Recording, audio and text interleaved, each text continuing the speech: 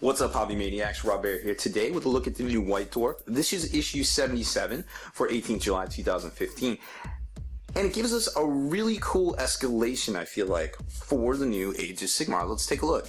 So we've got this new kind of layout for the White Dwarf, basically, with the Age of Sigmar. They kind of went to this full spread here, and they kind of show you the contents and the new release stuff's on the back cover, along with the teaser for the next month.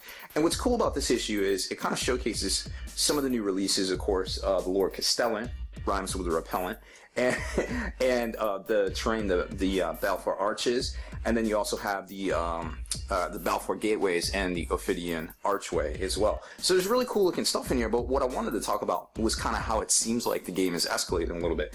Now, I'll be honest, I don't have, the most masterful understanding of the Age of Sigmar. I just actually played my first game today, and let me tell you what, that game is fun. Like, all the haters out there that are hating on this game, yes, it is not Warhammer Fantasy 8. I'm sorry, you can still play that game, but if you want to use your existing fantasy models, or any models really, to represent anything, as long as you're clear with your opponent, you're talking about a game that's actually really fun. It's pretty watered down, but there still is some tact in there that at the very first game I played, I discovered. I was like, oh, there's some strategy to this. This isn't just beer and pretzels, guys. This is a little bit more than that. I'm not going to say it's like the full-on, rank and file, hit him in the flanks, Purple Sun, Zeus and all that, or Xeres or whatever it was. But I'm going to say it is a different game. It's its very own game, and it has its very own flavor. And there's some really interesting stuff in there, and it seems like with the rules for the new models that came out this week, you really start to see that. So first of all, let's talk about the new releases. You got the Ophidian Archway and the Balfour Realm Gates. Of course, some new stuff has already been spoiled. It's up on Spiky Bits. You can check it out.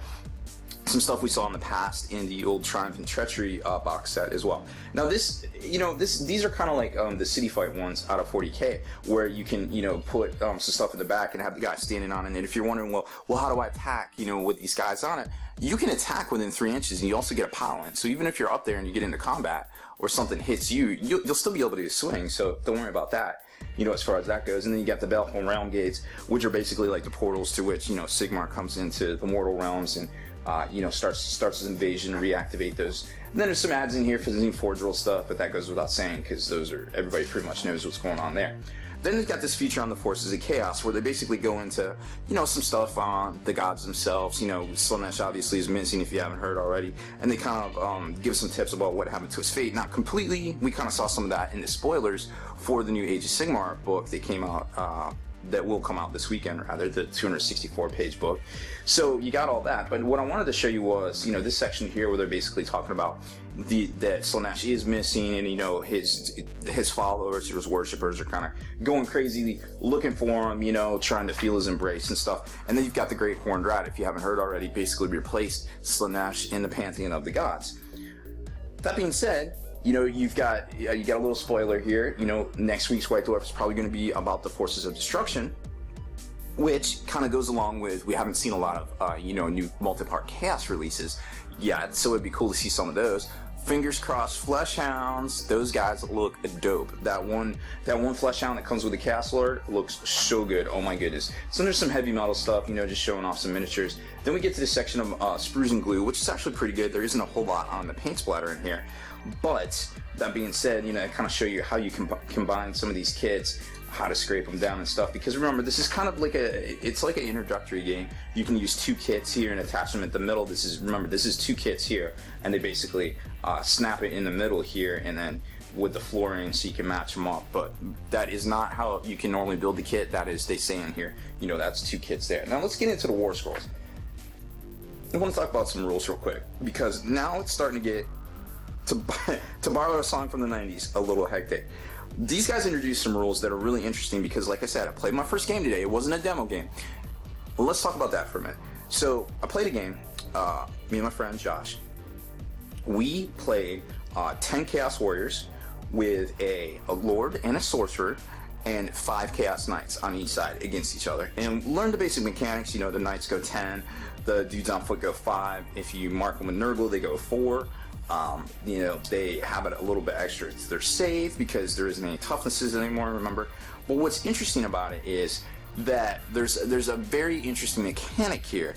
And I noticed, there's a 4-page rule set, yes, But once you start digging into it, okay, you roll off for initiative at the top of the turn, so that's pretty huge. If you have a shooting army and you get the initiative twice and you're able to shoot twice, that's pretty devastating, you know, in and of itself, right there. But when it comes to combat, there's some more gotchas there too, because when you're in combat, you basically before you get to that, you do movement, right? Movement, you cannot be within 3 inches of an enemy model. So you can't get within 3 inches. Why is that? That seems so stupid. Well, think about it. On 2d6, if you go to assault somebody, you could actually fail it. And I believe that's why they did it. On 2d6, you could fail it. But there is a bonus here. If you have a standard, that gives you +1 to your charge. So you can theoretically, if you're at that 3-inch line, you theoretically always pass your charge, right? So there is that kind of thing to keep into consideration, and also it keeps the tabletop kind of tidy. You pile in at the beginning, not the end, the beginning of combat. And that being said, rolling for priority again is also very crucial. If you get priority and you are able to select the first unit to assault to perform their combat actions, that's pretty big. But there's another gotcha. While you get to choose your first unit that attacks in combat, your opponent, after you perform your attacks, your opponent gets to perform attacks. And that's huge. So it goes back and forth, back. But if it's your turn, you have priority. So you can pick, hey, this combat here, these knights versus these knights, my knights are gonna go first and swing on you. Okay, cool. Who do you want to go? Oh, you can actually pick these Chaos Warriors over here to swing on my Chaos Warriors who haven't swung yet. Oh, wait a minute, there's a little bit of attack there, because maybe those Chaos Warriors have been whittled down. Maybe you're able to knock them out before they swing. There's no initiative in this, see, but you get to pick who attacks when and where. So if you have these big games, you can go from over here to performing attacks here, to performing attacks here, to coming back to here, to finishing up here. So there's a little bit of attack there too. And keep in mind too, there's also a little bit of attack when you do the movement. You move up 2d6 to charge, right? Now you also have to get within a half an inch when you basically charge in. So as long as you reach within a half an inch and you're in the bases are just there to hold the models up according to the rules, that you get contact. And then when you pick the combat, you get to move in 3 inches and consolidate. Pile into the assault. And then anybody within 3 inches gets to perform their attacks. So if you pick here, these guys pile in and assault. But remember, depending on how you want to do it, maybe there's an opening, and maybe you want to assault in over here and actually get in. You don't want to close up that gap. You know, if there's a gap, because models don't move unless you perform your pile in at the beginning of combat. When models die to the bravery check, it's basically like a demonic instability. You take a model off, you remove a whole model. Now some of these models have, you know, multiple wounds. Like take a look here. You've got this guy here that has 6 wounds. Chaos Knights have 3 wounds. Chaos Warriors have 2 wounds. You know, I feel like they're probably a little bit elite. I haven't looked through a lot of the Warscrolls. There's 600 of them. But, you know, that being said, it takes a lot to kill some of this stuff, even with moral weapons. So keep that in mind. You can also shoot magic missiles and magic weapons into combat. You can also shoot into combat. There's no restriction.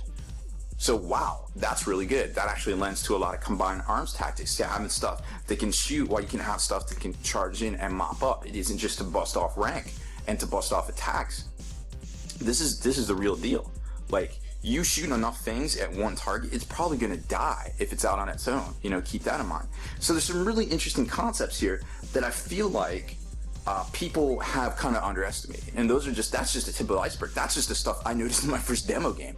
You know, and now we're talking, you know, some other stuff. So if we take a look at the Lord Castellan, remember, rhymes with repellent, not to be confused with the guy that was released last week. So you've got this interesting stuff here. He's got this lantern that basically does a mortal wound. It does D3 if it's chaos, or it's a demon model. But what's interesting here is that anytime you make a save roll of 7 or more for that unit, a model in that unit gains the wound back. Well, how the heck do you make a 7 on a D6, right? Well, you get some bonuses to your actual rolls. There's ways to get bonuses. One of the shield powers the psychic powers, excuse me, the magic powers, gives you +1. So keep that in mind. There's some interesting mechanics in here. Now, also another thing to keep in mind is unit and model. They make a very, very, very distinct case. Not like 40k where everything's a model and it's very convoluted in 40k. But in here, there's a model is a model and a unit is a unit. So keep that in mind, because some of these special rules over here, you know, are talking about the Griffhounds and how they can kind of do some things here. Darting attack. The bounding attack, a series of darting attacks immediately after this unit attacks in the combat phase. Roll a dice and move each model in this unit up to that many inches. But a unit of Griffhounds can have any number of models, right? Well, I don't know how you get more of them, because you can only get one with that guy. But you know, in the future, I don't know. You know, just some stuff to keep in mind, because when you start moving stuff around, things don't move in combat normally. So if you can start manipulating combats and moving pieces around, that's actually pretty clutch, I feel like, because then you can block things off, and you know, you can kind of take things out of charge range, you know, almost like retaliatory charge range. So there's, like I said, there's a little bit of attack really starting to appear here, you know, so that you got all that. So keep that in mind. There seems to be a lot of cool stuff in here. Now the paint splatter extra, they've kind of been skimping on the paint splatter, because yes, they want to sell they want to sell the new models, the whole new game and everything. So they're not going to put a whole lot of hobby stuff in here, because you know, people are still putting their things together, and obviously they have the paint books and the online, all that stuff. But that being said, there's some really good. There was a thing last week with an alternate, you know, Stormcast paint scheme, and then this week they kind of show you how to do the Ophidian Archway. It isn't the full-on article that we're used to, but that's okay. And then there's just the normal stuff in the back. Like I said, the new release is here, and then of course you've got the teaser for next week, Forces of Destruction on the March. You know, we'll see the new Chaos stuff, hopefully, and maybe some Skaven things, etc., etc. So, don't know exactly where this whole thing is going, but I can tell you what, if you can play a game of Age of Sigmar, and remember, this is Age of Sigmar, this is not Warhammer Fantasy 8. If you can play a game of this with an open mind, I guarantee you, you will have fun.